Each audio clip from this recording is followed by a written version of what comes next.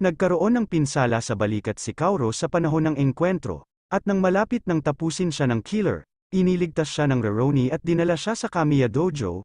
Inisikaso ni Kaoru ang kanyang sugat ni Hiruma Kihei, isang katulong na iniligtas niya mula sa kalye noong nakaraan pagkatapos mamatay ang kanyang ama, na si Kamiya Koshijiro.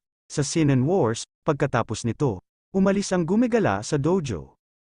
Makalipas ang ilang araw, naglalakad si Kaoru sa mga lansangan kasama si Kihei nang makilala nila ang Rurouni na hinuli ng pulis dahil sa pagdadala ng espada, na labag sa kasalukuyang batas. Namamagitan sila para sa gumigala, at pagkatapos na suhulan ni Kihei ang pulis, pinalaya nila ang Rurouni.